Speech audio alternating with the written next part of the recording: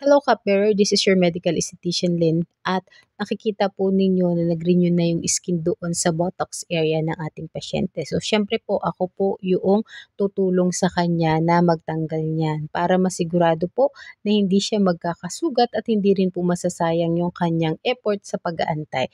Ganun din po, meron din po kaming assistant na kasama para po matulungan din po siya na mapabilis. So yung mga naiiwan po, yan po ay hindi po natin pipilitin. Aantayin pa rin po yan ng patient na mag-renew. So kung makikita po ninyo, yung mga dark skin at yung mga chicken skin is kasama na po doon sa naaalis. Nagla-lighten plus pumuputi. After that po, nilagyan ko yan ng aftercare cream dahil super sensitive po yung mga natanggalan ng balat.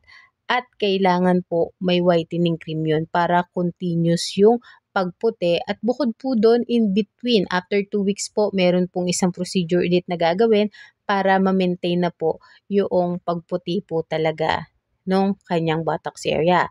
At yan po ay ginagawa at least 2 to 3 times. Okay? So, meron po yung combinational treatment. Depende po yun sa pasyente kung gusto niya ng combination.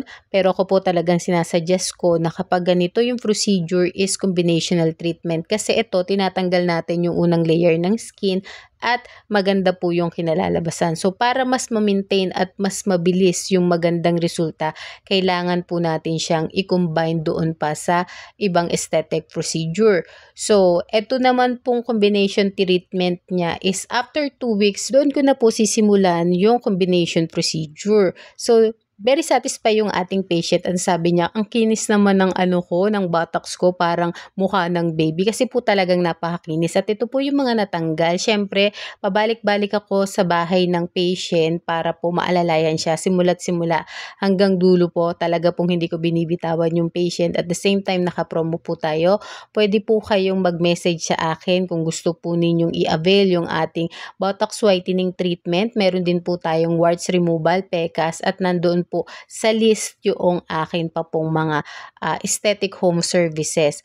At kung meron po kayong referral, 3+1 po, meron po kayong libreng facial. Kaya kung gusto nyong gumanda pero ayaw nyong gumastos, mag-refer lang po kayo. And God bless everyone!